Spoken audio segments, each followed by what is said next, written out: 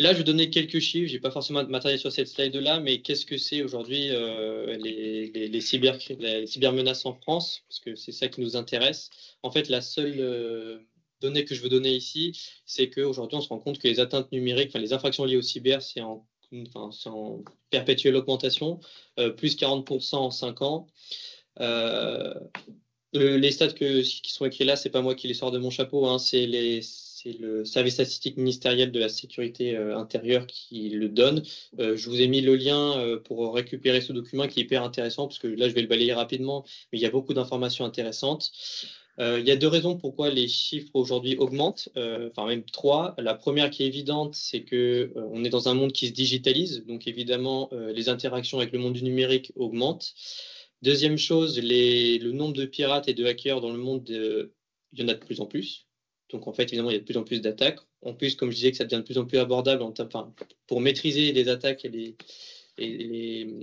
attaques, les cyberattaques, on en a de plus en plus. Et la troisième chose, c'est qu'en fait, aujourd'hui, au niveau des services de police et de gendarmerie du numérique, il y a plus en plus d'infractions qui sont considérées comme des infractions liées au cyber. Je reviens juste après, j'ai un camembert pour ça. Ce que vous voyez ici, là, les chiffres qui sont ici, il faut quand même les prendre, faut faire attention parce que c'est les chiffres qui sont publics, donc c'est tout ce qui va être lié à des remontées qui ont été faites aux services de police et de gendarmerie du numérique, mais par contre, il y a énormément d'attaques qui ne sont pas renseignées. Il y a des grandes enseignes qui sont attaquées, mais qui ne le diront jamais. Donc en fait, encore une fois, en fait, c'est la partie immergée de l'iceberg. En réalité, le nombre d'attaques est bien supérieur à ce que vous voyez en termes de chiffres ici. Vous avez des noms? Enfin, Thibaut, tu as des noms sur les grandes enseignes qui se font attaquer ou... Alors, je ne les donnerai pas ici, D'accord.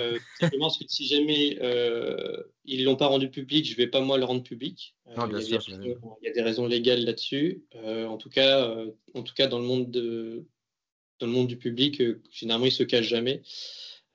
Pourquoi dans le monde public, ils ne se cachent jamais? Tout simplement parce qu'en fait, ils n'ont pas l'autorisation. S'ils sont attrapés avec des ransomware, ils n'ont pas le droit de payer les rançons. Donc, de toute manière, en fait, il n'y a pas de problème. Il n'y a pas de souci avec le fait de le rendre public. Par contre, des enseignes privées, s'ils se font attraper par des ransomware et eux, généralement, payent les rançons parce qu'en fait, sinon, ça entache leur image de marque de se dire qu'ils se font attaquer leur base de données, etc. Bien sûr, et les enjeux sont énormes, ouais. Les enjeux sont énormes. Voilà, les atteintes dans le monde de la cyber, ça couvre énormément de choses. Aujourd'hui, quand on parle d'une cyberattaque, ce qu'on pense tout de suite, c'est l'atteinte aux biens, c'est des escroqueries, c'est des détournements de fonds, c'est des arnaques au président, etc. Mais en fait, les infractions liées au cyber, c'est bien plus large que ça.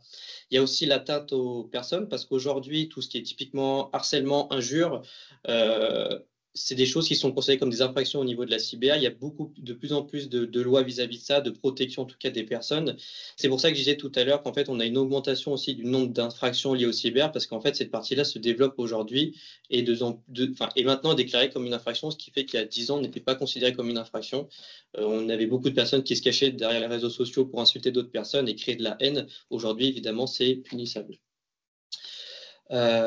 Évidemment aussi, des choses qui sont liées, des infractions liées au cyber, c'est toutes les atteintes aux institutions, à l'ordre public, tout ce qui va être lié au non-respect typiquement des réglementations. Aujourd'hui, si vous ne respectez pas la RGPD, l'État peut imposer des sanctions. Et ça aussi, ça rentre aujourd'hui dans les infractions liées au cyber. Par contre, là, on n'est pas vraiment. Des fois, ça peut être juste de la maladresse, mais il faut savoir que, en fait, si vous faites une infraction, par exemple, au RGPD, vous pouvez avoir des pénalités et ça rentre dans ces statistiques-là. Et après, évidemment, ce qu'on va retrouver, c'est toutes les atteintes au système d'information. Aujourd'hui, là, 2023, on en compte 17 700, mais enfin, encore une fois, je disais, c'est celles qui sont déclarées.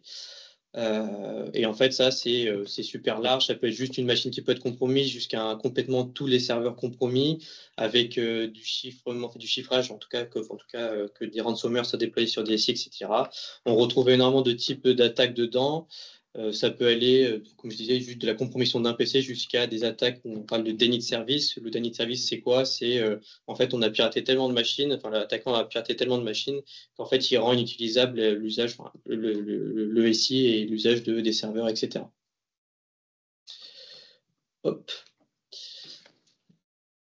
Les cybermenaces pourquoi, enfin quand je dis pourquoi et pourquoi, dans quel but on se fait attaquer, en fait il y a quelque chose qui est sous-estimé aujourd'hui, c'est que la valeur de vos données n'est pas la même pour vous et pour les pirates. Aujourd'hui, vos données, certains, typiquement vos photos personnelles, ça peut avoir une valeur sentimentale. Le pirate, il n'en a absolument rien à faire que vous ayez pris une photo avec votre chien. Ce qui l'intéresse, lui, c'est que justement, comme c'est une valeur sentimentale, plus la valeur est sentimentale, plus il peut exiger des grosses rançons. Ce qui intéresse juste dans vos données, c'est de pouvoir générer du profit. Et en fait, on se rend compte aussi que beaucoup de personnes sous-estiment la valeur de la donnée. À partir du moment où vous avez des secrets d'entreprise ou alors même vous avez des salariés, ceci est des données très importantes pour un pirate parce que dans tous les cas, si vous les faites compromettre, vous les faites voler, vous allez forcément nécessairement payer pour les récupérer. Puisque c'est important. Ensuite, ce que cherchent aussi les pirates, c'est de la puissance de calcul. Pourquoi En fait, quand vous faites hacker, le pirate va prendre contrôle de votre machine et en fait, il a du coup à disposition une machine qui a des droits, qui a de la puissance de calcul et c'est hyper intéressant typiquement pour miner du Bitcoin. Imaginez qu'il arrive à compromettre énormément de machines. Pour miner du Bitcoin, c'est hyper intéressant. C'est pas ses machines et en fait, il va les miner ailleurs. Donc en fait, ça lui permet d'avoir un parc de machines qui travaillent pour lui, qui est conséquent sans avoir à payer forcément des data centers, etc. Chose très importante aussi, quand vous faites compromettre votre PC, votre PC aujourd'hui, il est considéré comme ayant une bonne réputation. Vous ne menez pas d'attaque, etc. Donc en fait, si on vous prend votre PC, on peut mener des opérations derrière une IP qui est considérée comme légitime.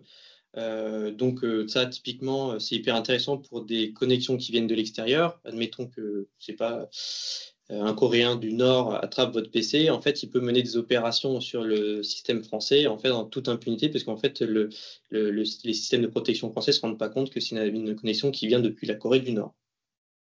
Comme visez évidemment votre argent, c'est ce que je disais, c'est vraiment souvent d'ailleurs la chose la plus intéressante, enfin ce que cherchent en tout cas les pirates, c'est juste de générer du profit.